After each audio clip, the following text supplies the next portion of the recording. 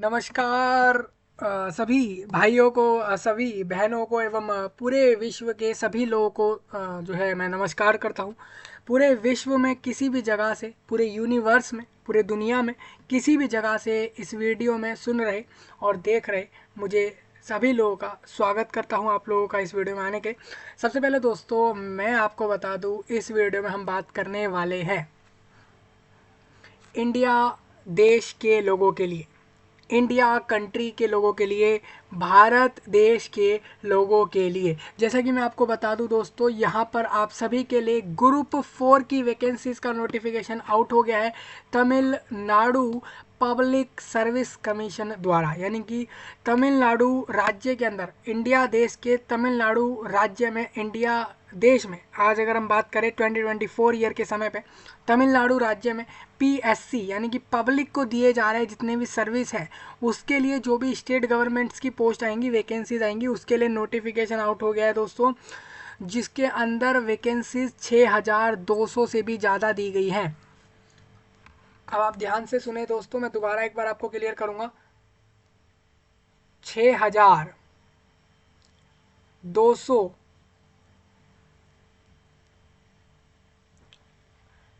Plus vacancies इस पर out हुई हैं रिक्रूटमेंट पर, इस नोटिफिकेशन पर। ये सारी की सारी स्टेट गवर्नमेंट यानी राज्य सरकार, करंटली जो भी राज्य सरकार गवर्नमेंट में होगी, जो अभी आप मान के चले 2024 ईयर में जो भी आपके राज्य में गवर्नमेंट है वो स्टेट गवर्नमेंट है, और वो स्टेट गवर्नमेंट आपके राज्य में इतनी वैकेंसीज पर रिक्रूट कर रही है आपको, जो जिसमें आपको पब्लिक सर्विस कमीशन मतलब जो जनता को, पब्लिक को दिए जाने वाले सर्विस होंगे उसके रिगार्डिंग पीएससी के अंदर 6200 के करीब ये लोगों को रिक्रूट करेंगे। इससे भी ज़्यादा है वैकेंसीज, और इस सारी की सारी स्टेट पीएससी के अंदर आएंगी। ग्रुप 4 की वैकेंसीज हैं। आपको सारा कुछ मैं इस वीडियो में क्लियर करूंगा दोस्तों। और एक चीज़ और आपके लिए खास ये है कि आप सभी लोग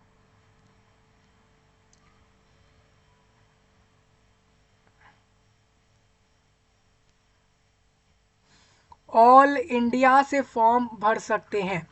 पूरे इंडिया देश के किसी भी गली से, किसी भी चौराहे से, किसी भी मोहल्ले से, किसी भी कॉलोनी से, किसी भी एरिया से, पूरे इंडिया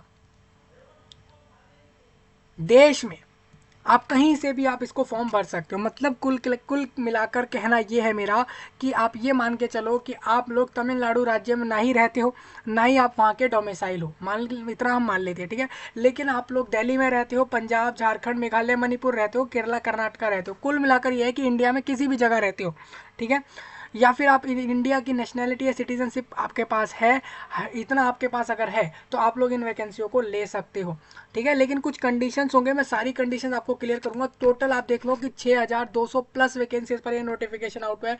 यानी कि आपके राज्य की गवर्नमेंट इस बार इतनी वैकेंसीज पर ग्रुप 4 में रिक्रूटमेंट आपको देने वाली है। तो ये काफ़ी अच्छी बात है दोस्तों। पूरा नोटिफिकेशन जिसमें आपकी पोस्टों वाइज हम कौन कौन सी पोस्ट दी गई हैं, क्या क्या पोस्टों पर काम रहेंगे, कौन कौन सी पोस्टों पर क्या क्या सैलरी दी जाएगी, क्या क्या फ़ायदे अलग से होंगे सैलरी के अलावा, और इसके अलावा कितने जो है यहाँ पर समय मिलेगा फॉर्म भरने का, फॉर्म का फीस क्या लिया जाएगा, सिलेक्शन प्रोसेस कैसे होगा। यहाँ पर आपको पता होना चाहिए कि एग्ज़ाम होगा, एग्ज़ाम पास करने वालों को ही ये वैकेंसीज मिलेंगी, जो पास नहीं करेंगे एग्ज़ाम उनको ये वैकेंसी नहीं मिलेगी। पहली बात तो ये है। दूसरा इसमें दो है जो है आपका दोस्तों, एक चीज़ और थी कि वैकेंसीज कैटेगरी वाइज, जैसे आप जानते ही हो हर राज्य में, इंडिया के देश में, हर यूटीज़ में, यूनियन टेरिटरीज़ में आपका रिजर्वेशन रखा गया है। एससी, एसटी, ओबीसी इस तरीके से रखा गया है लोगों के अंदर कि कोई एससी है, कोई एसटी है, कोई ओबीसी है, कोई ईडब्ल्यूएस है, कोई जनरल है। मान के चले वो कैंडिडेट या वो लोग पूरे इस इंडिया देश में, आप लोग मान के चले आप लोग फाइनेंशियली वीक कंडीशन में नहीं हो और आप लोगों के पास जो है कोई रिजर्वेशन आप लोग लेते नहीं हो, तो आप लोग जनरल ट्रीट होते हो उस वैकेंसी को लेने के लिए। मान के चले आप लोग एससी हो, एसटी हो, अनुसूचित जाति जनजाति, ये लोग अगर आप इनमें आते हो तो आप लोग एससी एसटी का वैकेंसी ले सकते हो। मान के एक चीज़ और आपको बता दूं दोस्तों, अन्य राज्य वालों को यूआर के तौर पर फॉर्म भरने होंगे, इतना थोड़ा आप लोग ध्यान रखना। इसमें आपका एक तमिल लैंग्वेज का भी आपका एग्ज़ाम के रिगार्डिंग कुछ कहा जा रहा है कि आपका जो है यहाँ पर तमिल के आपको जो है लैंग्वेज का एक एग्ज़ाम देना होगा। आपको ये जॉब मिलने लेने के बाद 2 साल के अंदर अगर आप लोग अन्य राज्य से इन वैकेंसियों को लेते हो, क्योंकि आप लोगों को ये लैंग्वेज आना जरूरी है इस राज्य की तमिल। अब देखिए इस राज्य में लोग तमिल भाषा मोस्टली लोग यही बोलते हैं, ठीक है। अब तमिल भाषा आप लोगों को नहीं आएगी और आप लोग इस पर रिक्रूट हो जाते हो, तो आप लोग काम कैसे करोगे? तो ये लोगों ने ऐसा कर दिया है कि आप लोग रिक्रूट होने के बाद 2 साल के अंदर अंदर जॉब मिलने के बाद आप तमिल लैंग्वेज का एक टेस्ट दे दो, वो पास कर जाओ। अगर आप लोग ऐसा कर देते हो तो आप लोग वैकेंसी पर रहोगे, जॉब पर रहोगे। अब मान के चले आप लोग ऐसा नहीं करोगे तो आप लोगों को वैकेंसी फिर नहीं दी जाएंगी, इसके लिए आप लोगों को फिर इन वैकेंसियों से हटना होगा। तो ये सारी कंडीशंस है। 6200 प्लस वैकेंसीज है, रिक्रूटमेंट आ गया है इस बार का 2024 का। एक एक चीज़ आपके साथ डिस्कस करूंगा। फॉर्म अप्लाई लिंक भी मैंने वीडियो के नीचे प्रोवाइड करा है। इस वैकेंसी से जुड़ा हुआ हर एक लिंक आप ये कह सकते हो कि मैंने आपको सभी के सब वीडियो के नीचे प्रोवाइड करा दिए हैं, सभी लोग वहां से देख सकते हैं। देखिए वीडियो के नीचे क्या क्या मिलेगा, एक वेबसाइट लिंक मिल जाएगा, ये जो जहाँ से आप लोग नोटिफिकेशन देखोगे। देखिए कंबाइंड सिविल सर्विस एग्जामिनेशन, इसको बोलते हैं CCSE, सिविल सर्विस एग्जामिनेशन। देखिए अब ये दोबारा आएगा यहाँ पे, थोड़ा इसको दोबारा अनाउंसमेंट में यहाँ पर दोबारा वही चीज़ हाईलाइट होगी जिसमें लिखा होगा कि आपका इसमें सिविल सर्विस एग्जाम होता है। इसको हम बोलते हैं CCSE, इसका पूरा नाम ये है। आपको एक बार एग्जाम का बता दूं, जो लोग पहली बार जाएंगे, ठीक है। अभी आप लोग ऐसे भी बहुत लोग होंगे जो नए होंगे, अभी अपना 10th कर रहे होंगे, 12th कर रहे होंगे, या फिर इसकी इन वैकेंसियों की क्वालिफिकेशन के हिसाब से आप लोग अभी इनके बहुत पीछे होंगे, ठीक है। तो ऐसे लोग अभी जो माइनर है इन वैकेंसीज के लिए, वो भी आप लोग समझ सकते हो अभी से ही इन वैकेंसीज के रिगार्डिंग जो भी आपका रहेगा। तो मैं आपको जैसा दिखा दूं, देखिए कंबाइंड यहाँ पर रहेगा, कंबाइंड सिविल सर्विसेज एग्जामिनेशन। देखिए CCSE, इसी को बोल रहे हैं कंबाइंड सिविल सर्विस एग्जामिनेशन। अब देखिए यहाँ पर काफ़ी सारे ऐसे सिविल सर्विसेज होंगे, उसके लिए एग्जाम होगा। और कंबाइंड इसको इसलिए बोल रहे हैं क्योंकि एक से ज़्यादा पोस्ट, काफ़ी ज़्यादा पोस्टें होती हैं इसके अंदर, तो इसलिए कंबाइंड सिविल सर्विस एग्जाम होता है ये CCSE, ठीक है। तो इस साल वाला नोटिफिकेशन आपके लिए आ गया है, जिसको मैं पूरा इस वीडियो में डिस्कस कर रहा हूँ। एक एक चीज़ें डिस्कस करूँगा, और मैंने इस वीडियो के नीचे आपको website link, notification link, apply link, हर एक लिंक इस जॉब से जुड़ा हुआ दे दिया है। चलिए हम आगे बढ़ेंगे दोस्तों। इंडिया के सभी लोग, हरियाणा, झारखंड, मेघालय, मणिपुर, केरला, कर्नाटका, असम, वेस्ट बंगाल, त्रिपुरा, तेलंगाना, पूरे देश का हर एक कैंडिडेट, स्पेशली अगर वो नागरिक इंडिया का है तो वो वीडियो में आखिर तक रहे और पूरी इस वीडियो को देख ले। अन्य देश वाले लोगों के लिए वीडियो खास नहीं है। इंडिया के बाहर वाले लोग अगर आप लोग हो, तो अगर अन्य देशों के हो, तो आप इंडिया के लोगों तक इस जानकारी को शेयर करें, उन लोगों के लिए वीडियो खास रहेगा। चलिए, जैसा कि आप लोग देख सकते हो, इंपॉर्टेंट लिंक में आप नोटिफिकेशन जाकर देख सकते हो। अप्लाई ऑनलाइन में जाकर आप लोग इस वैकेंसी पर अप्लाई कर सकते हो। फॉर्म चालू हो चुके हैं, फरवरी एंड तक आप लोगों को फॉर्म भरने का इसमें समय मिलेगा। ऑनलाइन सभी को फॉर्म भरना है। मान लीजिए आप मोबाइल चलाते हो, स्मार्टफोन चलाते हो, आईफोन चलाते हो, लैपटॉप चलाते हो, पर्सनल कंप्यूटर चलाते हो, ठीक है। मान के चले आगे आपके एरिया में, मान के चल लेते हैं ये कि आपके एरिया में आसपास कहीं ऐसा शॉप है, कहीं ऐसा जो है कंप्यूटर वाला एक जो है आपका शॉप है जहाँ पर कंप्यूटर है, वहाँ पर आप लोग जाकर भी फॉर्म भर सकते हो। बेसिकली आप लोगों को ऑनलाइन फॉर्म भरना है, इस चीज़ का ध्यान रखेंगे। ऑल इंडिया से लोग इसमें फॉर्म भर सकते हैं। ये चीज़ें मैं आपको नोटिफिकेशन के साथ क्लियर करूँगा कि मैं कैसे कह रहा हूँ कि ऑल इंडिया फॉर्म भरेंगे या नहीं भरेंगे, ठीक है। तो वो चीज़ मैं आपको भी क्लियर कर दूंगा। चलिए हम डायरेक्ट नोटिफिकेशन पे चलते हैं दोस्तों। ये नोटिफिकेशन काफ़ी लंबा है, हालांकि इसमें हर एक चीज़ मैं आपको कवर कर दूंगा। ये देखिए 30 तारीख का नोटिफिकेशन आप लोग देख लो, और ये पहला रिक्रूटमेंट है आपके राज्य के PSC द्वारा इस साल में। कंबाइंड सिविल सर्विस एग्जाम है, ग्रुप 4 यहाँ पर इसको बोले जाते हैं, इनको बोलते हैं हम चौथे ग्रुप की सर्विसेज होती है। मतलब इसके ऊपर भी बड़े बड़े सर्विस है, ग्रुप 1, 2, 3, ये 3 तरह के सर्विस इसके ऊपर भी हैं राज्य में, इसीलिए इसको ग्रुप 4 बोला गया है। नहीं तो ऐसे बाकी के 3 ग्रुप का क्या हुआ, तो इसके ऊपर भी वैकेंसियाँ होती हैं। कैंडिडेट को एलिजिबिलिटी इंश्योर कर लेनी कि हाँ भाई वो एलिजिबल है, तभी वो फॉर्म भरे। इन्होंने सिंपल कहा है, ओनली ऑनलाइन मोड में अप्लाई करना है, डायरेक्ट रिक्रूटमेंट है, डायरेक्ट वैकेंसीज मिलेंगी। ये सिविल सर्विसेज एग्जाम इसको कहा जा रहा है राज्य का, और आपको इस वेबसाइट पर आके अप्लाई करना होगा। इसमें आपका एग्जाम होगा, सारी चीज़ें मैं आप पहले जानकर ही फॉर्म भरना। देखिए अब मैं आपको डेट बताता हूँ। ये आपका नोटिफिकेशन 30 जनवरी को आ गया, 31 जनवरी से फॉर्म स्टार्ट हो गए हैं, मतलब कि वो सारा कमेंसमेंट हो गया है, मतलब फॉर्म चालू हो गए हैं, ऑनलाइन में सभी भरे जा रहे हैं फॉर्म। लास्ट डेट इन्होंने दे दी है टाइम और सबमिशन ऑफ ऑनलाइन एप्लीकेशन 28 फरवरी, यानी कि 28 फरवरी 2024 वाले दिन इनका फॉर्म क्लोज हो जाएगा। मतलब आपके पास पूरा एंटायर मंथ इन्होंने फरवरी आपको दे दिया है, आप लोग फॉर्म भर लो। एप्लीकेशन करेक्शन विंडो पीरियड में आपको बताता चलूँ, यहाँ पर आप लोग 4 मार्च से लेकर 6 मार्च के बीच में, इन 4 3 दिनों के अंदर आप लोग फॉर्म में करेक्शन कर सकते हो। मान के चलते हैं कि आपके फॉर्म में कोई गलतियां हो गई, सपोज आपने सेंटर गलत चूज़ कर लिया, जो सेंटर की लिस्ट दी थी उसमें से आपने कोई अपनी मर्जी से सेंटर चाहते थे लेकिन कोई गलती से कोई और सेंटर मिल गया आप लोगों को, आपने गलती से कोई और सेंटर भर दिया वहाँ, उसको चेंज कर सकते हैं, ठीक है। और दूसरा मान के चलते हैं यहाँ पर आपने एड्रेस गलत दे दिया, उसमें आप चेंज कर सकते हो। मतलब कहने का यही है, रजिस्ट्रेशन वाली डिटेल्स में चेंज नहीं होते। उसके बाद जो फॉर्म में भरते हुए कुछ ऐसी चीज़ें होती हैं जिनको माना जाए कमीशन द्वारा कि हाँ भाई इसकी गलतियाँ हो सकती हैं इन चीज़ों में, उन्हीं चीज़ों में यहाँ पर लिखा होता है कि किन किन चीज़ों में करेक्शन हो सकता है, ठीक है। मैं इसलिए एक एक चीज़ अच्छे से बता रहा हूँ क्योंकि मुझे पता है कि काफ़ी ऐसे लोग इस वीडियो में हैं जो लोग पहली बार इस रिक्रूटमेंट पे जाएंगे, ठीक है। आप देखिए date and time of examination आप देख लो यहाँ पर, ये 9 जून 9 को इसमें एग्ज़ाम करा लिया जाएगा सुबह में 9:30 से लेकर 12:30 तक, यानी 3 घंटे का इसमें एग्ज़ाम हो जाएगा। OTR आप लोगों को पता होना चाहिए। यहाँ पर हर अब देखोगे जैसे आप लोग अगर UPSC में जाते हो, आपको पता है पूरे इंडिया देश के लिए एक आपका यूनियन पब्लिक सर्विस कमीशन एक UPSC है जो IAS और IPS और IFS जैसे बड़े बड़े पोस्टों पे, इसके अलावा CDS और यहाँ पर NDA जैसे पोस्टों पर एग्ज़ाम कराता है UPSC, ठीक है। उसी के उसमें वो लोग आपको OTR कराते हैं। मैंने इसके बारे में इसलिए डिस्कस कर रहा हूँ यहाँ क्योंकि वो लोग OTR कराते हैं। OTR क्या होता है? वन टाइम रजिस्ट्रेशन, मतलब कि आप लोगों से एक बार अपने वेबसाइट पर रजिस्ट्रेशन करा लेते हैं, आपका मोबाइल नंबर ईमेल आईडी डलवा लेते हैं, आपका नाम जेंडर सब कुछ भरवा के वो एक बार रजिस्ट्रेशन करवा लेते हैं। फिर उसके बाद आपको ऐसा करना होता है कि उनके वेबसाइट पे कोई भी नया रिक्रूटमेंट आएगा तो आप लोगों को सिर्फ उस वैकेंसी का फॉर्म भरना है, ठीक है।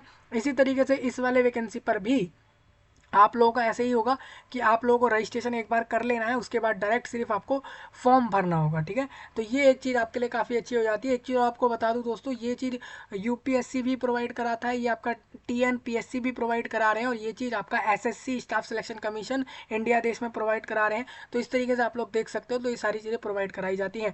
आपको बता दूँ ये बहुत कुछ लोगों का मानना ऐसा है कि ये चीज़ अच्छी नहीं है, बहुत लोगों का ये भी मानना है कि ये चीज़ अच्छी है। अच्छी इसलिए है क्योंकि रजिस्ट्रेशन एक बार हो जाएगा तो जिस भी वैकेंसी का फॉर्म आएगा वो लोग सिर्फ जाकर फॉर्म भर लेंगे, तो ये एक काफ़ी उनके लिए बहुत अच्छी चीज़ें होने वाली है। चलिए, एप्लीकेशन करेक्शन विंडो इन्होंने बता दिया, इन 3 दिनों में करेक्शन होगा।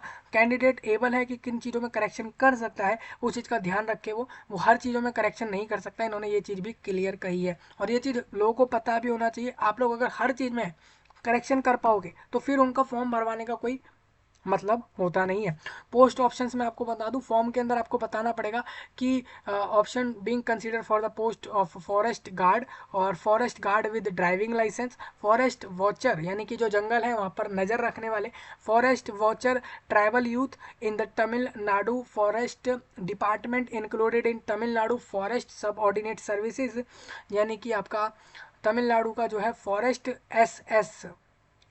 FSS यानी कि आपका फॉरेस्ट सबऑर्डिनेट सर्विसेज और included in the notification the candidate shell carefully select the post option available in the, ठीक है। देखिए आप जिस भी पोस्ट पर अप्लाई करोगे, सपोज मान लीजिए आप लोगों को फॉरेस्ट गार्ड पर अप्लाई करना है, तो आप लोगों को पोस्ट बताने पड़ेंगे, भाई मेरे को फॉरेस्ट गार्ड चाहिए, forest guard with driving licence वाला पोस्ट चाहिए। इस तरीके से आपको प्रेफरेंस देना होगा। इसमें फॉर्म ऑप्शन करके एक फॉर्म रहेगा, उसको आपको बताना होगा कि पोस्ट ऑप्शन कि आप लोगों को कौन सा पोस्ट चाहिए, वो सिलेक्ट सही से करना है। इस चीज़ का थोड़ा ध्यान रखेंगे। मान लीजिए जो लोग consider for the above said post only shall to select the option, ये देखिए इस तरीके से आप लोगों को सिलेक्ट करना पड़ेगा।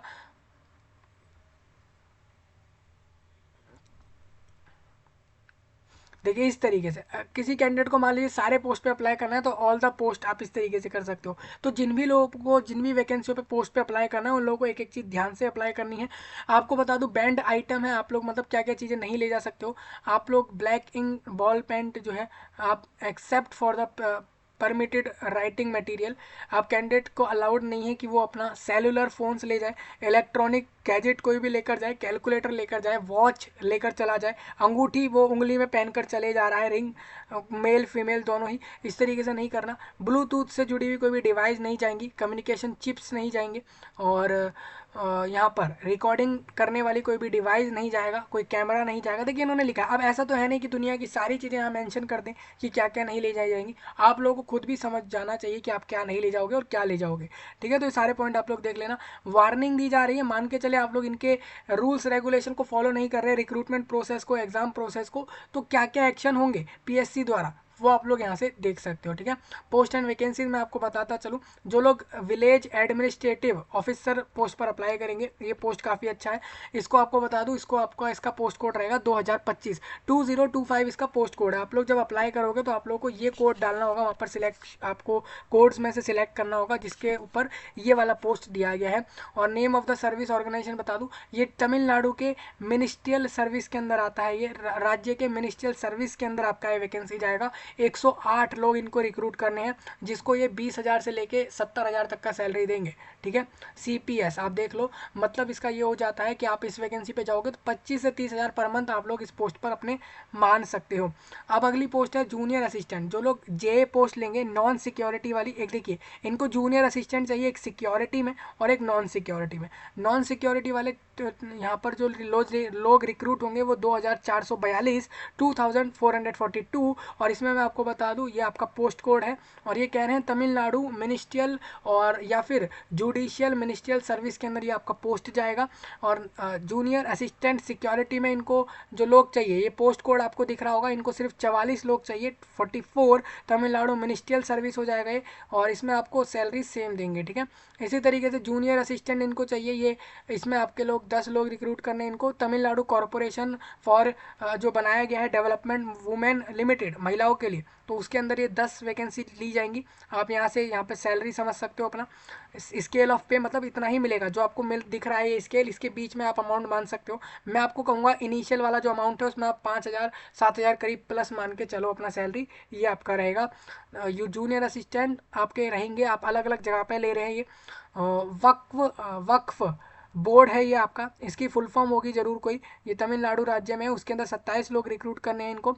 वाटर सप्लाई और ड्रेनेज बोर्ड में इनको 49 लोग रिक्रूट करने हैं। जूनियर असिस्टेंट का पोस्ट 15 लोग इनको रिक्रूट करने हैं स्मॉल इंडस्ट्रीज कॉरपोरेशन लिमिटेड के अंदर। सैलरी ऑलमोस्ट ये सबको सेम ही देंगे, 20,000 25,000 30,000, यही कि इसी के करीब सैलरी यहाँ सबको मिलेंगी। ये पर मंथ बेसिस पर होंगी, हर महीने इतना आपको रुपया मिलेगा, INR में रहेंगे रुपये।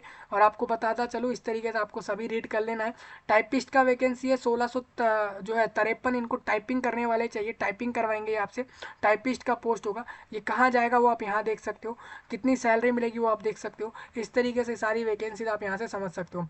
स्टीनो टाइपिस्ट में भी आप देख सकते हो, इनको स्टीनो चाहिए, जिसको हम टाइपिस्ट ही कहते हैं। स्टीनोग्राफर बेसिकली टाइपिंग उसको आती है लेकिन वो शॉर्ट हैंड भी जानता है, ठीक है। तो 441 वैकेंसीज दिए इन्होंने, सैलरी इनकी अच्छी होगी स्टीनो की, इस तरीके से आप देख लो।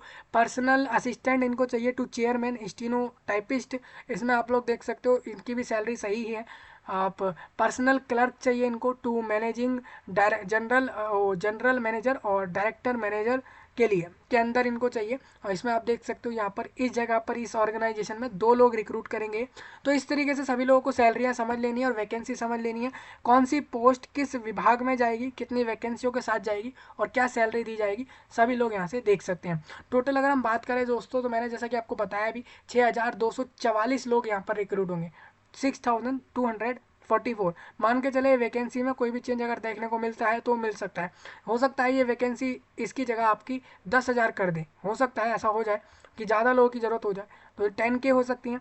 मान लेते हैं इसमें 8K हो जाए, मान लेते हैं इसमें से 6.2K को घटाकर इसमें आपका मान के चलते कि 5,000 यहाँ पर 503 वैकेंसी भी हो जाए, ऐसा नंबर आ जाए, तो आप लोगों को इसको मानना है, क्योंकि इन्होंने साफ कहा है ये हम वैकेंसियों में चेंज हो सकता है, ये हर रिक्रूटमेंट वाले कहते ही हैं। अब आप देखोगे ऊपर आपने देखा होगा सैलरी के नीचे लिखा हुआ है CPS, किसी के अंदर CPS लिखा है, किसी के अंदर EPF लिखा है।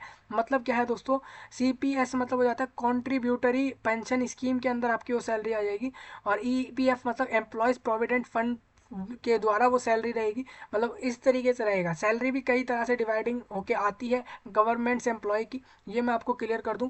नंबर ऑफ वैकेंसी जो नोटिफाई करी है टेंटेटिव है, इन्होंने देखिए कहा भी है किसी भी स्टेज पर ये वैकेंसी या तो बढ़ सकती हैं, घट सकती हैं, या फिर इसमें कोई चेंज आ सकता है before the publication of result. इतना याद रखिएगा, फाइनल रिजल्ट से पहले ही ये वैकेंसियों में चेंज कर सकते हैं। फाइनल रिजल्ट देने के बाद अगर आप ये लोग ऐसा कहेंगे कि हम वैकेंसी अब इतनी कर रहे हैं इस रिक्रूटमेंट पे, तो वो आप लोग ना मानोगे और ना ही ऐसा ये लोग करेंगे जो ये रिक्रूटमेंट करवा रहे हैं राज्य में PSC वाले लोग, ठीक है। इंक्रीज होता है वैकेंसी में आगे चल के, तो आप लोगों को अच्छी बात है, डिक्री वही सब बातें हैं दोस्तों कि जो वैकेंसी दी है उसमें अगर चेंज आए आप लोगों को मान लेना है। मान के चले रिक्रूटमेंट कैंसिल हो गया तो भी आपको मानना होगा, इस बात का ध्यान रखें। स्कीम ऑफ एग्जाम इसमें साफ साफ यही है कि सब्जेक्ट आप देख लो, इसमें पार्ट ए और पार्ट बी दो तरह से पेपर होगा। Number of question Tamil eligibility cum scoring test रहेगा जिसमें आपका 100 क्वेश्चन होंगे और 150 मार्क्स का पेपर होगा ये, ठीक है। उसके बाद पार्ट बी में जनरल स्टडीज़ और aptitude and mental ability test होगा जिसमें से 75 और 25 क्वेश्चन इस तरीके से आएंगे, 150 मार्क्स में ये भी आ जाएगा। तो टोटल आपके 200 क्वेश्चन 300 मार्क्स में पूछ के 3 घंटे में कंप्लीट कराएंगे ये। मिनिमम क्वालिफाइंग मार्क्स ये है, कैंडिडेट को जो है 90 नंबर लाने हैं, 90 मार्क्स उसको टोटल में से लाने हैं, 300 में से 90 प्लस वाला ही उसको पास मानेंगे ऑल ओवर में। इतना याद रखें दोस्तों। और इसमें पार्ट बी जो आपका रहेगा, of the answer sheet will be availability only 60 marks in part A, ठीक है भाई। एक चीज़ मेरे यहाँ पे समझ आई दोस्तों, ये कह रहे हैं आपने जैसे पार्ट ए एग्ज़ाम दिया, ये 150 मार्क्स का हुआ, ठीक है। इसका 40% हो जाता है 60 मार्क्स। जो भी लोग 60 से ऊपर मार्क्स लाते हैं इस वाले पेपर में, उन्हीं का ये लोग पार्ट बी चेक करेंगे। देखिए इतने आलसी, अभी आलसी वाली बात नहीं है। अब मैं आपको बताता हूँ, ऐसा रिक्रूटमेंट बॉडी में जो लोग इन शीट्स को चेक करने वाले, वो साफ कह रहे हैं, बेसिकली ये पीएससी ने जो पैटर्न बनाया हुआ है वो उस हिसाब से वो साफ ये कह रहे हैं कि जो लोग भी 60 नंबर से ऊपर नहीं लाते हैं पार्ट ए में, उनका हम पार्ट बी जो है वो हम चेक नहीं करेंगे, ठीक है। और मान के चले आप लोग यहाँ पर जो भी लोग 60 से ऊपर ला रहे हैं इसके अंदर, उनका ही पार्ट बी शीट चेक होगा, ठीक है। और दोनों के मिलाकर जो लोग 90 प्लस से ऊपर मार्क्स लाते हैं वही लोग ये मान लें कि उनका सिलेक्शन, वो लोग दोनों को पास कर गए हैं, ठीक है।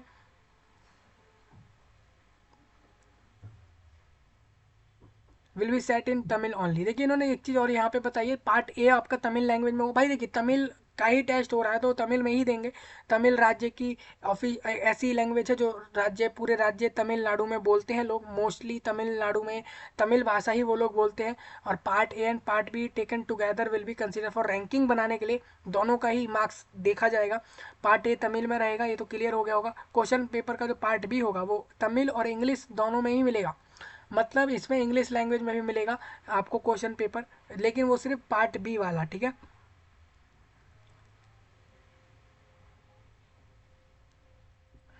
तो सभी चीज़ें आप लोग यहाँ से देख सकते हो। सिलेबस में आपको एनेक्सर्स थर्ड करके आगे एक नोटिस होगा जहाँ पर सिलेबस होगा इस एग्जाम का, वो मैं आपको अभी क्लियर करूँगा। एलिजिबिलिटी कंडीशन दोस्तों ये है कि एज लिमिट की अगर बात करें तो आप लोगों का 18 प्लस 32 बिलो, यानी कि 18 प्लस और 32 से कम वाले एज के सभी लोग फॉर्म भरेंगे 1 जुलाई 2024 वाले दिन। मान के चलते हैं इस दिन जो भी लोग 32 प्लस कर गए उनको फ़ायदे क्या मिलेंगे, क्या उन लोगों को अप्लाई करने का मौका मिलेगा? जो लोग 32 प्लस कर गए, 32 प्लस एज कर गए, उनको मैं अभी बताऊँगा।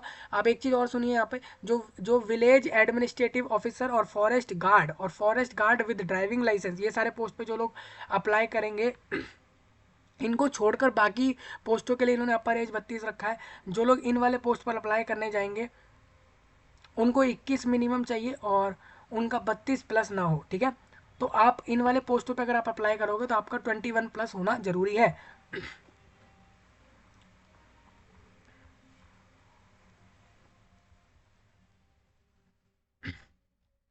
चलिए एज कंसेशन की बात कर लेते हैं थोड़ा सा हम, कि एज में किसको फ़ायदा मिलेगा। देखिए जो लोग एससीज हैं, एससीज ए हैं और एसटीज़ हैं, जितने लोग अनुसूचित जाति जनजातिज हैं और डेस्टिट्यूट विडोज़ हैं, destitute widows of all community, सारे कम्युनिटी की जो विडोज़ है, विधवा लोगों के लिए बात हो रहा है, तो उसमें मैं आपको बताऊंगा। तो आप लोगों की 42 एज रख दी है इन्होंने अप्लाई करने के लिए, आपकी वीएओ के लिए, विलेज एडमिनिस्ट्रेटिव ऑफिसर के लिए।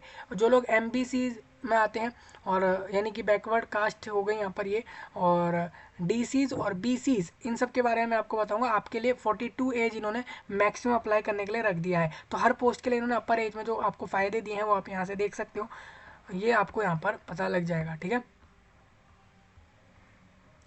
देखिए यहाँ पर ये वाली पोस्ट कुछ ऐसी भी हैं जिनके लिए इन्होंने कुछ कम्युनिटी वाले लोगों को ऐसा कहा है कि आपके लिए अपर एज में कोई लिमिट नहीं है, आप लोग कितने भी अपर एज तक इन वैकेंसियों को ले सकते हो।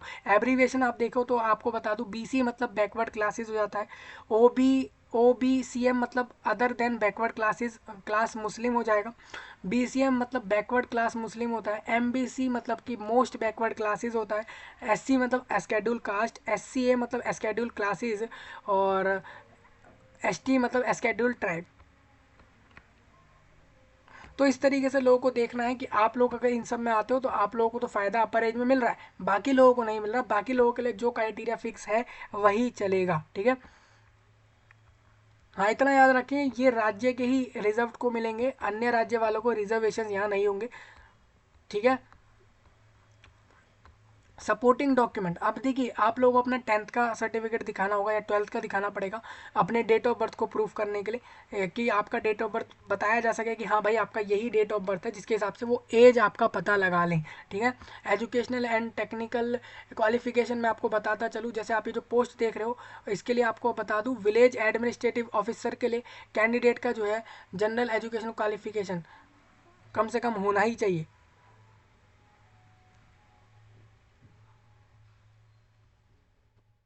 ठीक है भाई, तो ये आपकी क्वालिफिकेशन रहेगी आपकी हर एक पोस्ट के हिसाब से, आप लोग यहाँ पे देख सकते हो। देखिए जूनियर असिस्टेंट यहाँ पे जो पोस्ट था आपका वाटर सप्लाई और ड्रेनेज बोर्ड में, इसके लिए डिग्री चाहिए आपकी, किसी भी फील्ड में डिग्री चाहिए इसके अंदर, ग्रेजुएशन मतलब। और इस तरीके से आप लोग देख सकते हो ये सारे इन्होंने बता रखा है, किसी पे डिप्लोमा चाहिए इनको, किसी पे डिग्री वाला कैंडिडेट चाहिए। तो इस तरीके से आप लोग देख लेना आपको जो भी वैकेंसीज चाहिए, ठीक है।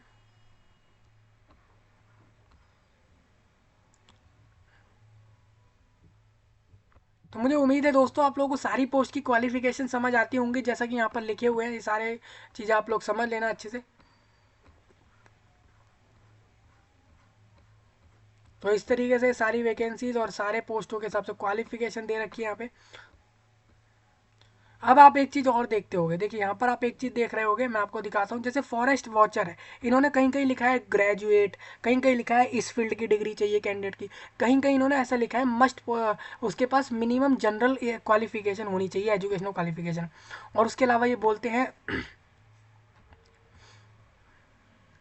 उसके अलावा ये बोलते हैं कि कुछ ऐसी पोस्ट है जैसे कि फॉरेस्ट वॉचर है, हम लोग कहते हैं कि भाई ठीक है आप आपके पास भी क्वालिफिकेशन है, सेकंड पर्सन के पास भी क्वालिफिकेशन है, लेकिन वो कैंडिडेट वो है जो कि डिस्चार्ज हुआ है आर्मी सर्विस देके, मतलब कि वो लैंड फोर्स में, मतलब कि वो आर्मी के अंदर रहा था और वहाँ से वो डिस्चार्ज हो चुका है, तो हम उसको वैकेंसी पहले देंगे, आपको बाद में देंगे, ठीक है। भले ही आपके पास भी क्वालिफिकेशन है उसके पास भी है। तो आप इसमें जो आप इसमें जनरल एजुकेशनल क्वालिफिकेशन देख रहे हो, इसका मतलब क्या है, इसका मतलब ये है, आप देखो कैंडिडेट जनरल क्वालिफिकेशन मतलब यह है कि उसने अपना सेकेंडरी स्कूल लिविंग सर्टिफिकेट यानी कि SSL examination with eligibility for admission to college course of studies in the universities in Tamil Nadu उसने कर लिया हो, ठीक है।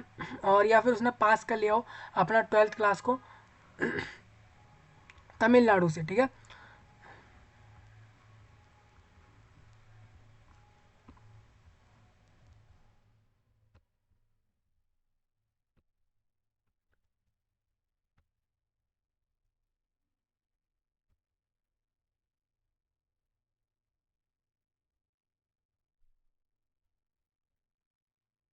तो कुल मिलाकर ये कह रहे हैं कि आप लोगों ने अपनी ग्रेजुएशन कर ली हो। अब ये जनरल क्वालिफिकेशन मतलब ये है कि आप अपना 12th पास हो और स्कूल से आप लोग लीव कर गए हो, मतलब स्कूल पास आउट होने चाहिए विद द 12th क्लास, आपने 12th क्लास पास करी हो और किसी भी यूनिवर्सिटी कॉलेज में एडमिशन ले लिया हो तो आप लोग फॉर्म भरोगे, ठीक है। नहीं, आपकी एलिजिबिलिटी ऐसी है कि आप लोग एडमिशन ले सकते हो किसी भी तमिलनाडु की यूनिवर्सिटी में, आप लोग एडमिशन ले सकते हो। आपने 12th क्लास अपना पास कर लिया हो, CBSE ICSE किसी भी स्टेट बोर्ड से अगर आपने अपना 12th क्लास कर लिया है और आप लोगों का स्कूल कंप्लीट हुआ है और आप लोग पूरे इंडिया में आपने कहीं से भी 12th क्लास कर लिया, 12th पास करने के बाद, और आप लोग तमिलनाडु के किसी भी यूनिवर्सिटी में किसी भी कोर्स में एडमिशन ले सकते हो, ऐसी अगर आपके पास एलिजिबिलिटी है तो आप लोग फॉर्म भर दोगे जनरल क्वालिफिकेशन वाले पोस्टों पर, ठीक है। कोऑपरेटिव ट्रेनिंग मतलब क्या होगा वो आप लोग यहाँ से समझ लेना। डिप्लोमा कोर्स का मतलब क्या है, आप क्वालिफिकेशन में देख रहे होगे किसी कैंडिडेट को बोला है आपने डिप्लोमा करा है तो आपको ये वाला पोस्ट मिलेगा, तो डिप्लोमा का मतलब क्या है आप लोग यहाँ से देख लेना। B.Com मतलब क्या है, B.Com M.Com डिग्री वालों को कौन सी पोस्ट मिलेगी, सारा कुछ यहाँ पर एक एक चीज़ इन्होंने क्लियर करी है। आप लोगों को डॉक्यूमेंट के प्रूफ पे आप लोगों को 10th 12 मार्कशीट, ग्रेजुएशन की, डिप्लोमा डिग्री या पोस्ट ग्रेजुएट आपकी जो भी क्वालिफिकेशंस है वो सब कुछ आपको आपके पास होना ही चाहिए। आप लोगों को डॉक्यूमेंट वेरिफिकेशन के समय भी दिखाना है, प्लस अपने फॉर्म अप्लाई करते में भी इन चीज़ों को सभी को लगाना होगा, ठीक है। इस बात का थोड़ा ध्यान रखेंगे। मेडिकल एंड फिजिकल स्टैंडर्ड में आपको बताता चलूँ, पोस्ट अदर देन, आप इन सब पोस्टों को छोड़ के जो बाकी पोस्ट पे जो भी लोग अप्लाई कर रहे हैं उनके लिए कह रहे हैं कैंडिडेट का जो भी सिलेक्ट होता है उसको जो है यहाँ पर फिजिकल फिटनेस के लिए अपॉइंटेड अथॉरिटी द्वारा जब वो ज्वाइन करेगा पोस्ट को, तब वो अपना फिजिकल फिटनेस के रिगार्डिंग कोई एक सर्टिफिकेट जो है उसको सबमिट करना है कि वो फिजिकली फिट है, इस तरीके से आप देखोगे। और जो लोग forest guard with driving licence इन पोस्टों पर अप्लाई कर रहे हैं उनका मिनिमम फिजिकल स्टैंडर्ड इस तरीके से हो कि हाइट उनका 163 सेंटीमीटर कम से कम हो, चेस्ट मेजरमेंट पे 79 से लेकर 84 तक सेंटीमीटर तक उनका जो है विदाउट एक्सपेंशन एक्सपीरेशन और इंस्पिरेशन, मतलब कि भाई उनका जो है फुलाया, जब उन्होंने फुलाया अपने चेस्ट को तो उनका जो है 5 सेंटीमीटर का गैप आ गया अपना जो मेजरमेंट पहले आया था इस तरीके से, ठीक है। महिलाओं के लिए और थर्ड जेंडर वालों के लिए भी ये चेस्ट मेजरमेंट का रहेगा यहाँ पर इशू, देख लेना भाई। महिलाओं के लिए इन्होंने 74 सेंटीमीटर का चेस्ट मेजरमेंट रखा है, जिसके अंदर इन्होंने ये कहा है कि महिलाओं को भी 5 सेंटीमीटर का गैप जो है यहाँ पर प्रूफ करना होगा, जैसे आप देख सकते हो यहाँ पर चेस्ट मेजरमेंट के लिए। थर्ड जेंडर वालों के लिए भी यही रहेगा और उनका हाइट 150 सेंटीमीटर चाहिए। आप देखो इसमें महिला, पुरुष और थर्ड जेंडर तीनों ही रिक्रूट होंगे, इस बात का आप लोग ध्यान से देख सकते हो। सर्टिफिकेट फिजिकल स्टैंडर्ड वालों से क्या क्या लिया जाएगा, फिजिकल स्टैंडर्ड के रिगार्डिंग सर्टिफिकेट क्या रहेगा वो आप यहाँ से देख सकते हो। विजन रिक्वायरमेंट कि आप लोगों को कितना दिखता है उसके बारे में, कि आप लोगों को पास का कितना दिख रहा है, दूर का कितना दिख रहा है, ये आपके आई डिस्टेंस मतलब आई के जो आंखों से कितना दिखता है उसके रिगार्डिंग ये पूरी वैल्यूज़ हैं कि उल्टी आंख से कितना दिख रहा है, सीधे तरफ की आंख से कितना दिख रहा है उसके बारे में। तमिल की नॉलेज होना ज़रूरी है या नहीं, तो मैं आपको बता दूँ कि उसको जो है तमिल की नॉलेज होनी चाहिए कैंडिडेट को जो फॉर्म भर रहा है।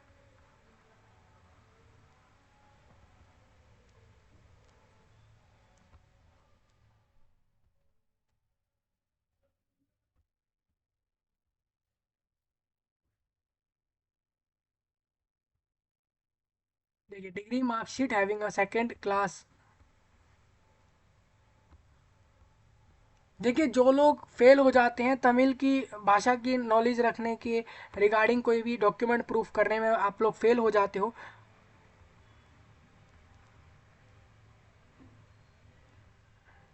तो आप देखिए इन्होंने एक चीज़ और क्लियर करी है। देखो तो ये एक बहुत अच्छी बात है दोस्तों, ये लोग कहते हैं कि आप लोग 12th ग्रेजुएट हो या कोई भी क्वालिफिकेशन रख रहे हो जो भी पोस्ट के रिगार्डिंग मांगी है तो आप लोग फॉर्म तो ऑल इंडिया भर सकते हो। प्लस ये लोग कहते हैं कि आप लोगों को जॉब मिलने के 2 साल के अंदर अंदर आप लोगों को उस तमिल भाषा के अंदर आपको एग्ज़ाम पास करना है, जिसके बाद ही आप लोगों का प्रूफ हो जाएगा कि हाँ भाई इस कैंडिडेट को तमिल आती है, इसने एग्ज़ाम भी दिया, ये पास भी कर गया, तो उसकी वैकेंसी जो उसको मिलेगी जॉब वो बनी रहेगी। मान के चले इस एग्ज़ाम को निकालने के बाद आप लोगों को जॉब मिल गई, लेकिन आपका जब डॉक्यूमेंट वेरीफाई हुआ आप वहाँ ये प्रूफ नहीं कर पाए कि आप लोगों को तमिल आती है। और प्लस प्लस ये राज्य की, मैं तमिल राज्य वाले लोगों की बात कर रहा हूँ कि उनको तमिल नहीं आती तो वो भी इस तरीके से कर सकते हैं, तमिलनाडु राज्य की। और अन्य राज्य वालों की भी मैं बात कर दे रहा हूँ कि आप लोग 2 साल के अंदर अंदर इसको प्रूफ करोगे कि आप लोगों को तमिल आती है।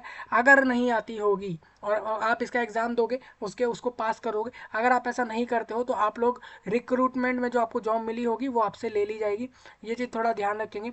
रिस्ट्रिक्शन है आप लोग कौन अप्लाई करोगे कौन अप्लाई नहीं करोगे। कैंडिडेट जो लोग इस रिजर्वेशन में नहीं आते उनको, देखिए किनको रिजर्वेशन मिलेंगे मैंने बता दिया भाई, राज्य तमिलनाडु के रिजर्व कैंडिडेट्स को ही मिलेंगे। मान के चले अन्य राज्य वाले कैंडिडेट्स को रिजर्वेशंस नहीं होंगे क्योंकि ये राज्य रिक्रूटमेंट है, राज्य द्वारा रिक्रूटमेंट हो रही है, ठीक है।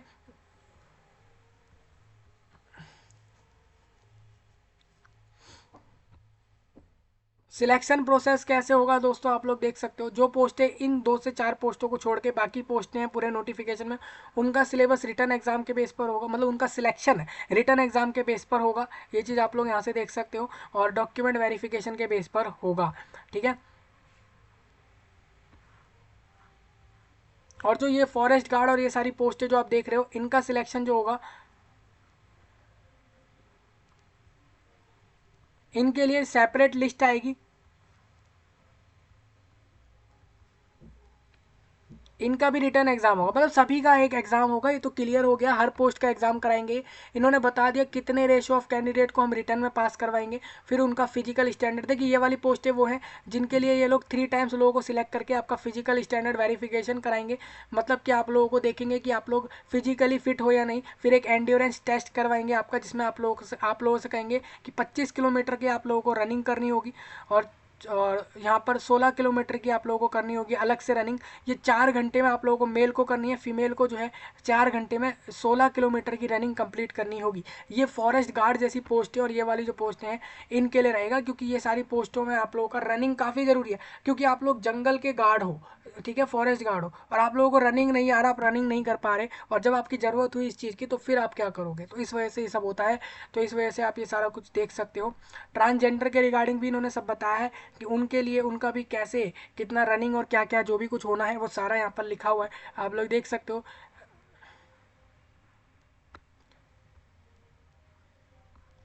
देखिए इस तरीके से था, हम काफ़ी पीछे आ गए इसमें, हमें फिर से दोबारा पहुंचना पड़ेगा उधर ही।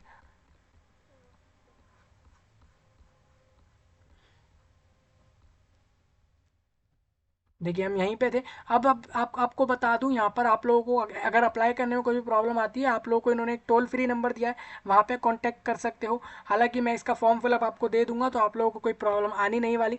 रिजल्ट कब आएगा इसका?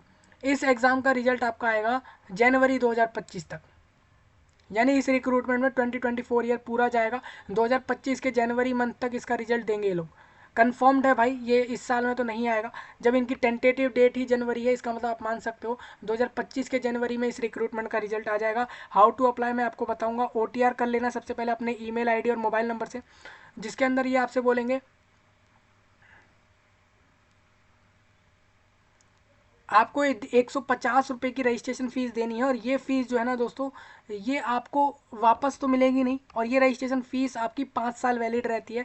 ये जो OTR करवा रहे हैं राज्य के PSC में, ये 150 रुपये लेते हैं। इसके बाद आप लोग 5 साल तक कोई भी रिक्रूटमेंट आती है राज्य में PSC द्वारा, वो आप लोग फ्री में फॉर्म उसका भर सकते हो। आई थिंक फ्री ही होगा, हालाँकि ये रजिस्ट्रेशन फ़ीस है, ये तो आपको देना ही है अप्लाई करते समय, ठीक है। रजिस्ट्रेशन के समय ही आप लोगों को बता दिया जाता है, आप लोग इमेज अपलोड कर दो, साइन अपलोड कर दो, कितना साइज में अपलोड करो, सारी चीज़ें आप लोगों को यहाँ से बताई जा रही हैं। देखिए OTR जो वन टाइम रजिस्ट्रेशन होता है, उसमें क्या क्या चेंज आप लोग कर सकते हो वो बताया गया है। ऑनलाइन फॉर्म जब आप लोग भरोगे तो फ़ोटो किस तरीके से रखनी है, देखिए ये एक कैंडिडेट की फ़ोटो है, जिसमें आप लोग देखोगे ये इन्होंने इसकी विड्थ और हाइट दोनों ही बता दिए इन्होंने, मतलब 3.5 सेंटीमीटर विड्थ है और हाइट इसमें 4.5 सेंटीमीटर की रखी गई है इस फोटो में। तो इस तरीके से आप लोगों को इतना ही फॉर्मेट लगा के चलना होगा। ये रजिस्ट्रेशन के समय हो जाता है। एग्ज़ाम सेंटर में आपको भी बता दूंगा कहाँ कहाँ होगा।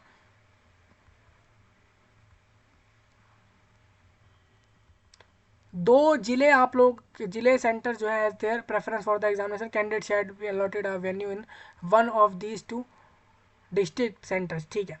कैंडिडेट को जो है पूरे तमिलनाडु राज्य में से सिर्फ 2 ही उसको अपने ज़िले चॉइस करने हैं, चूज़ करने हैं अपने एग्ज़ाम देने के लिए। उन 2 ज़िलों में से किसी भी एक ज़िले के अंदर उसको जो है, या उन 2 ज़िलों में से कहीं भी एक जगह पर उसको जो है उसका सेंटर दे देंगे और कह देंगे आप यहाँ जाकर अपना एग्ज़ाम दे आओ, ठीक है, इस तरीके से। और ये एडमिट कार्ड पे आपको लिखा हुआ मिलता है, जिसको हॉल टिकट कहा जाता है, कि आपका एग्ज़ाम किधर है। वो एक एडमिट कार्ड होता है जिस पर लिखा रहता है कि भाई इस कैंडिडेट को इतने बजे इस जगह जाकर ये एग्ज़ाम देकर आना है।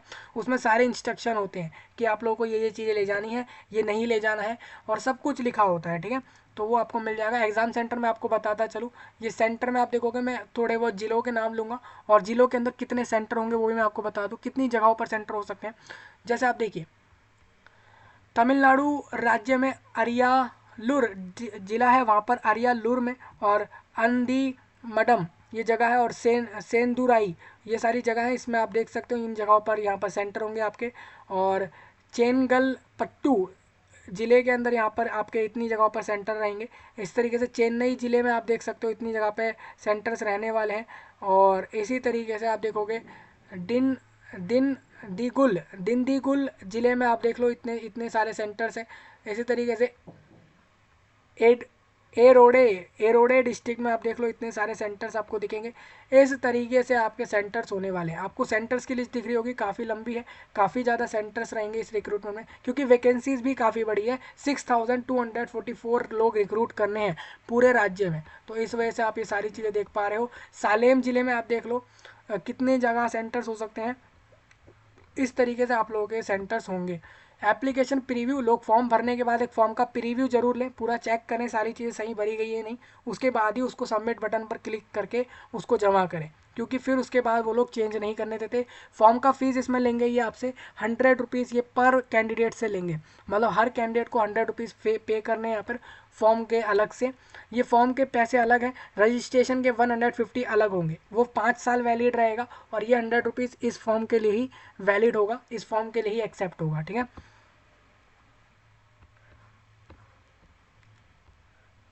आप लोग credit card, debit card, net banking, UPI, Bharat पे, गूगल पे, पेटीएम या फिर कोई भी ऐसी पेमेंट इंटरफेस को यूज़ करके पेमेंट कर सकते हो, ठीक है।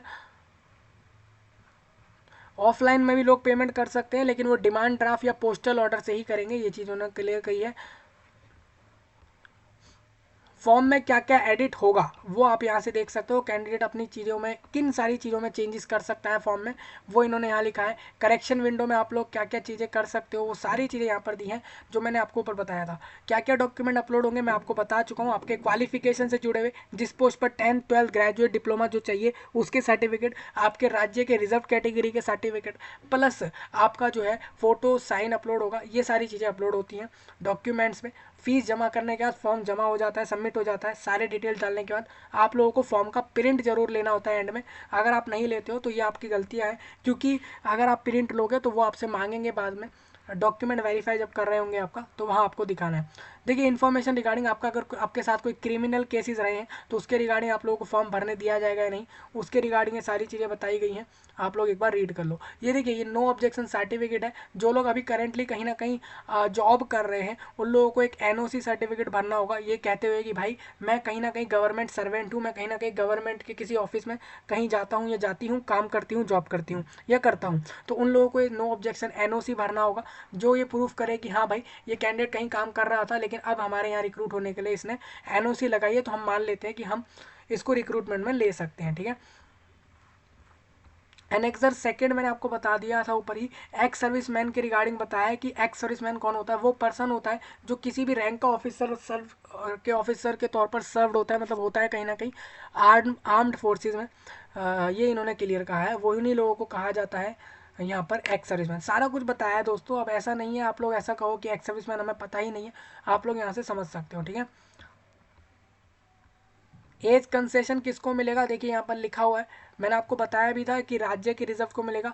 फीस कंसेशन किसको मिलेगा, 2 फ्री चांस यहाँ पर लिखे हुए हैं, 2 ही बार फ्री चांस मिलते हैं फीस के रिगार्डिंग, छूट जिनको भी दी जा रही हैं वो सिर्फ 2 ही बार मिलती हैं। सपोर्टिंग डॉक्यूमेंट्स कौन कौन से लगाने होंगे,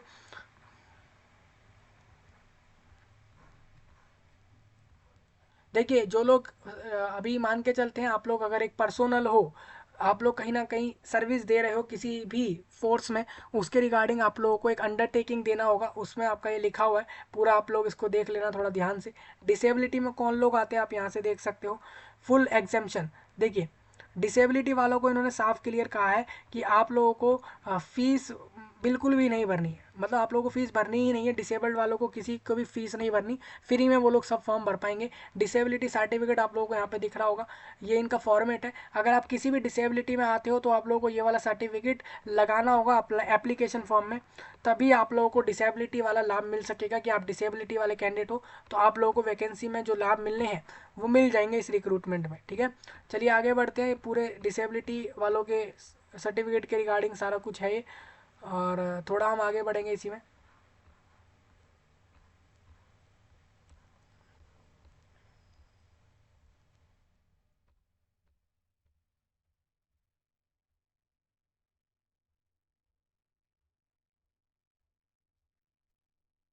जिन्होंने तमिल मीडियम में अपनी पढ़ाई करी है उनको ये सर्टिफिकेट भरना होगा कि भाई हमने तमिल मीडियम में अपनी क्वालिफिकेशन ली है, तो वो इस तरीके से सर्टिफिकेट लगा देंगे फॉर्म अप्लाई करते हुए, तो उनको भी समझ आ जाएगा कि हाँ आपने तमिल मीडियम से पढ़ाई करी, वो सारी चीज़ें, ठीक है।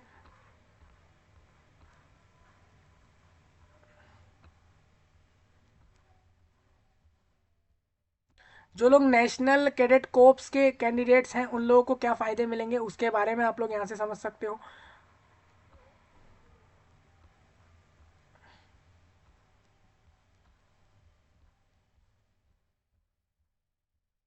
तो तो आप लोगों को समझ आ गया होगा दोस्तों, कास्ट सर्टिफिकेट तो सारी चीज़ें आप लोगों ने यहाँ से समझ ली होंगी।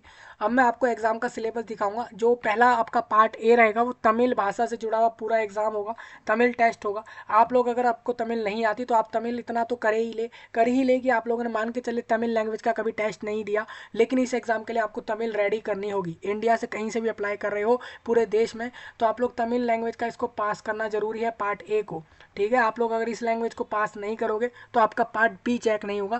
तो ये तमिल का पूरा सिलेबस दिया हुआ है, तो इसको आप देख सकते हो, सारे टॉपिक्स यहाँ पे लिखे हुए हैं, इसको आप देख लेना थोड़ा सही से। थोड़ा हम आगे बढ़ रहे हैं इसमें। पार्ट बी, अब देखिए पार्ट ए के अंदर ही यहाँ पर इन्होंने कहा है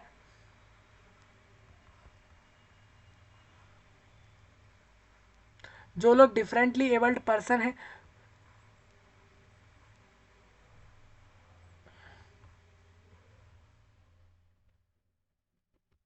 उन लोगों को पार्ट ए में ग्रामर मिलेगी, ना कि तमिल भाषा का जो एग्जाम है। ग्रामर में उनको सिनोनिम्स, एंटोनिम्स, प्रीफिक्स, सफिक्स जैसी चीज़ें, टेंस, वॉइस और ये सारी चीज़ें उनको करनी होंगी।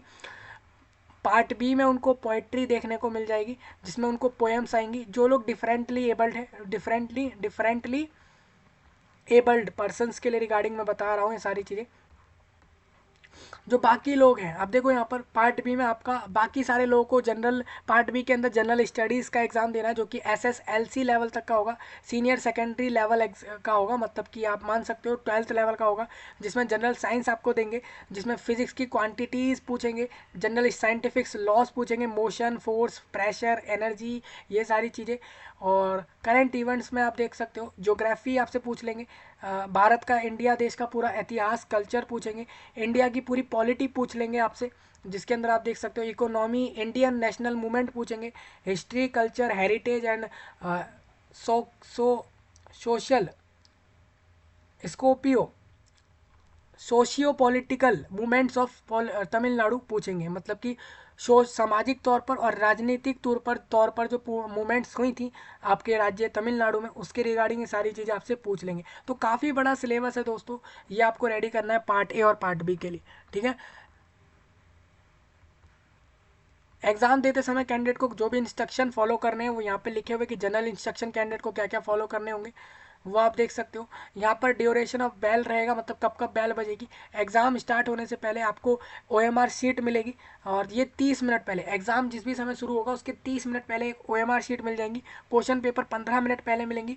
2 शॉर्ट बेल लगाएंगे, ये 2-2 सेकंड की, मतलब एक रिंग सी बजेगी, हो सकता है कहीं रिंग बजे, कहीं पे वहाँ पे जहाँ पे भी सेंटर्स पे रिंग की सुविधा नहीं होगी वहाँ पर एक बेल जो है वो आपकी, एक डंडा होगा कोई, उससे बजाकर वो कर दी जाएगी। इस तरीके से हो जाएगा अगर वहाँ पे बैल की सुविधा नहीं है। कुल मिलाकर ये है कि आधे घंटे पहले एक बैल है, फिर 15 मिनट पहले एग्ज़ाम से पहले एक बैल होगी 2-2 सेकंड की। और एट द स्टार्ट, जब एग्ज़ाम स्टार्ट होगा उस समय पे एक लंबी बेल बज जाएगी 5 सेकंड की, आपको समझ आ जाएगा एग्ज़ाम शुरू हो गया। ठीक है, और ड्यूरिंग द एग्जामिनेशन, एग्ज़ाम के समय पे हर घंटे पर शॉर्ट बेल होंगी, हर घंटे पर एक बेल बजती रहेगी जो ये क्लियर करेगी कि एक एक घंटा आपका एग्ज़ाम का हो गया। Before conclusion of the exam, और एग्ज़ाम पूरा होने से पहले 10 मिनट पहले एक और बेल बजा देंगे, वो अल्टीमेटम होगा कि आपके पास 10 मिनट बचे हैं। ठीक है, अब क्या है इसमें conclusion and after the exam, exam जैसे ही पूरा हो जाएगा, एग्ज़ाम जब भी पूरा होगा तब एक और लंबी सी बैल होगी, और एग्ज़ाम के ख़त्म होने के 15 मिनट बाद एक और बैल होगी। तो इस तरीके से सारी बैलें यहाँ पर लगाई जाएंगी। ठीक है, ये बैल इलेक्ट्रिकली होंगी, बेसिकली वो बटन सा होगा, उसको दबाकर कोई बैल बजाएगा। हालांकि ये बैल इलेक्ट्रिकल नहीं होंगी, तो आप मान सकते हो कि वो बैल, वहाँ पर सुविधाओं के हिसाब से भी बैलों का अरेंजमेंट हो सकता है। बेसिकली आप लोगों को साउंड आएगा, वो उससे आपको बस उसी चीज़ से ध्यान रखना है। ठीक है,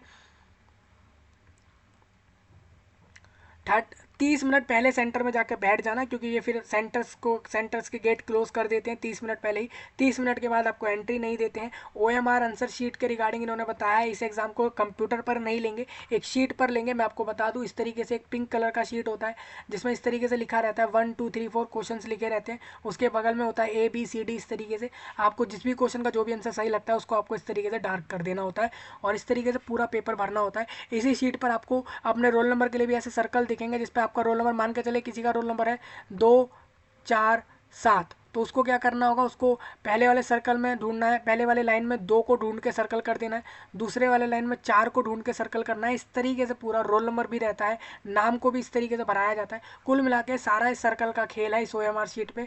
और एक चीज़ और आपको बता दूँ, इस शीट पे आपको एक चीज़ और देखने को मिलेगी, एक जगह पे कहीं स्कैनर सा ऐसे कोड सा होगा, जैसे आप पेमेंट कभी करते हो उसके लिए कोड होता है इस तरीके से, और वो कोड ही आपका मशीन में जाता है जब ये पेपर, तो उसी के द्वारा ये शीट चेक होती है। ठीक है, इस कोड का ही सारा खेल है, इस कोड के द्वारा ही ये OMR शीट चेक हो जाती है।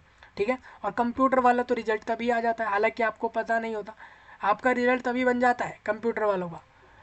हाँ, वो पता नहीं होता, वो सर्वर में, आपको मैं बता दूं, जैसे ही आपका कंप्यूटर वाला एग्ज़ाम ख़त्म हो जाता है वो रिजल्ट तैयार हो जाता है, हालांकि वो आपको बताया नहीं जाएगा, आपको बाद में जब सभी का रिजल्ट सारे कंप्यूटर से डेटा कलेक्ट करके वो रिजल्ट एक बार में आता है। ये कंप्यूटर वालों का भी थोड़ा क्लियर करना जरूरी है, लोगों को समझ आना चाहिए। हालांकि तमिलनाडु अभी OMR पर ही अटका हुआ है इस रिक्रूटमेंट में।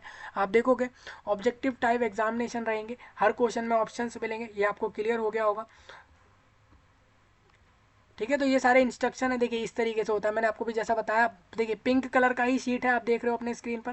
कैंडिडेट को इस तरीके से अपने फिल करना है, मान के चले कैंडिडेट का रोल नंबर है 2743 इस तरीके से, तो वो 2 भरेगा, फिर 7 इधर ढूंढ के भरेगा, 4 सर्कल को 4 ढूंढेगा, 4 वाला सर्कल उस तरीके से भरेगा इस तरीके से, और इसी सीट पे एक स्कैनर लगा होगा। ठीक है, ये तो छोटा सा पार्ट दिखाया है इन्होंने शीट का, इस तरीके से आप देख लो, ये पूरा रहता है, आप देखिए। तो इस तरीके से भरी जाती, काफ़ी आसान सा प्रोसेस होता है, हालांकि इसमें कोई गलतियां होती है तो आप लोगों को, मेरे को पता नहीं है कि कहीं ना कहीं गलतियां हो जाने के बाद लोगों को अलाउड नहीं होता उसमें करेक्शन करने का, तो इस चीज़ को एकदम ध्यान से भरना होता है दोस्तों, तो सोच समझ कर भरिएगा इस चीज़ को। देखिए मान के चले आप लोग डिसेबिलिटी हो और आपको एक ऐसे पर्सन को, महिला या पुरुष को मदद लेनी है उसकी, उसका उससे कहना है कि आपका एग्ज़ाम कर दे, क्यों, क्योंकि आप लोग डिसेबिलिटी में आ रहे हो और आप लोग फिजिकली लिमिटेशन के कारण आप लोग एग्ज़ाम नहीं कर सकते हो, तो आप लोग किसी पर्सन को अरेंज कर सकते हो अपने खुद के कोस्ट पर, तो वो आपका एग्ज़ाम कर देगा। इस तरीके से आपको करना है। ठीक है, उसके लिए आप लोगों को एक डिक्लेरेशन देना होता है फॉर्म भरते समय ही, तभी आप लोगों को वो अलाउड करते हैं किसी सेकंड पर्सन से एग्ज़ाम कराने के लिए। तो सारी चीज़ें, मुझे उम्मीद है दोस्तों आप ये सारी समझ पाते होंगे एक एक चीज़ों को। देखिए भाई, डिपार्टमेंट मत करवाना अपना, निष्कासित मत होना इस रिक्रूटमेंट से, कोई ऐसा काम मत करना, इस सारे प्रोसेस को फॉलो करना जो भी रिक्रूटमेंट में रहेंगे। अब यहाँ पर एक चीज़ और है,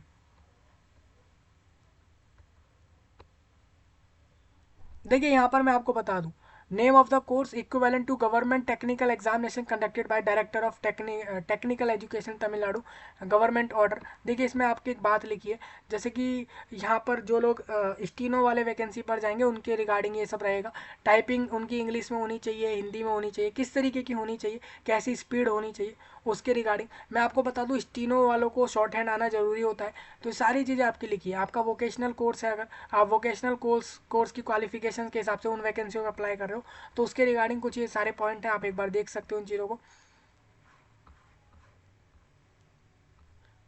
तो मुझे उम्मीद है दोस्तों पूरा नोटिफिकेशन क्लियर हो गया होगा, इसमें आपका सिलेबस, एग्जाम पैटर्न, फॉर्म का फीस 100 रुपीज़ है, बहुत लोगों से तो नहीं भी ले रहे, जिनसे ले रहे हैं 100 रुपीज़, अन्य स्टेट वाले तो 100 रुपीज़ ही देंगे, कन्फर्म्ड है, उनको तो देने ही है, 150 भी देने हैं उनको रजिस्ट्रेशन के। इस तरीके से 250 रुपये में फॉर्म अप्लाई होगा सभी लोगों का पूरे इंडिया से। तमिलनाडु राज्य के लोगों को रिजर्व्ड है अगर वो लोग, तो कुछ लोगों को तो फीस नहीं भी देनी, कुछ लोगों को अगर देनी है तो वही आपका रहेगा कितना, 250 रुपीज़ रहेगा। ठीक है, इस तरीके से फॉर्म भर लेंगे सभी लोग, 28 फरवरी तक आप सभी लोग फॉर्म भर लेंगे, इसमें फरवरी पूरा एंटायर मंथ आपके पास रहेगा।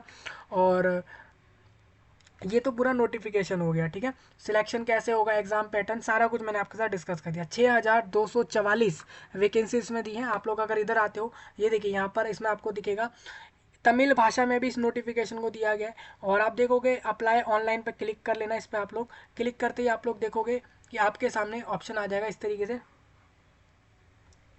देखिए मैं आपको दिखाता हूँ, मैं जैसे ही अप्लाई पे क्लिक करता हूँ तो मुझे ऑप्शन आता है लॉगिन आईडी और पासवर्ड। अब भाई लॉगिन आईडी डालूंगा तब मैं, क्योंकि मैंने रजिस्ट्रेशन करा होगा, तो इसलिए मैंने आपको बोला। आप इस वेबसाइट पे देखोगे, मेन वेबसाइट पे आप लोगों को यहाँ दिखेगा one time registration new user, मतलब नए लोग अगर हैं तो आप इधर आएंगे, इधर इस पर क्लिक कर लेना, आप लोग इस तरीके से यहाँ आ जाओगे। यहाँ पर अपना एक लॉगिन आईडी बनाना है। आईडी ऐसा बनेगा कि आप लोग अल्फ़ाबेट यूज़ करोगे, कुछ नंबर्स को यूज़ करोगे, और कुछ एक स्पेशल कैरेक्टर जैसी डॉलर हो गया और बाकी कुछ सिंबल्स होते हैं उनको यूज़ नहीं करोगे। सिर्फ आपको अल्फ़ाबेटिकल वर्ड्स और इसमें आपके नंबर्स को यूज़ करके एक नई सी एक चीज़ बनानी है। कोई भी नाम आप रख सकते हो, कुछ भी ऐसा बना सकते हो। उसके बाद इस चीज़ का आपको आंसर लिखना होगा और आपका एक आईडी बन जाएगा। उसके बाद आप लोग रजिस्ट्रेशन क्रिएट कर लेना, अपना डिटेल्स डाल के सारा कुछ करके, फिर आप अपना फॉर्म भर लेना, जमा कर देना, सबमिट कर देना। फुल प्रोसेस इतना ही होगा। मुझे उम्मीद है पूरे इंडिया के सभी लोगों को सारी जानकारी क्लियर हो गई होगी। आप इस तरीके से इस रिक्रूटमेंट में जाकर एक बार का एग्जाम देकर रिक्रूटमेंट ले सकते हो। और कुछ पोस्टें ऐसी भी हैं जिसमें आपका फिजिकल एंड्योरेंसी और मेजरमेंट जैसी चीज़ें होंगी, मेडिकल एग्जाम होगा, डॉक्यूमेंट वेरिफिकेशन तो सभी का होगा, ये तो आप मान ही लो। और इसके बाद आपकी वैकेंसी आपके हाथ में होगी। 2025 में आपके पास ये वैकेंसी होगी। इतना आप लोग यहाँ पर देख सकते हो। चलिए भाई, कोई डाउट रहा हो कमेंट में बताइए और पूरे विश्व में इसको शेयर करें। मैं आपसे मिलता हूँ जल्द ही, तब तक के लिए आप सभी का धन्यवाद।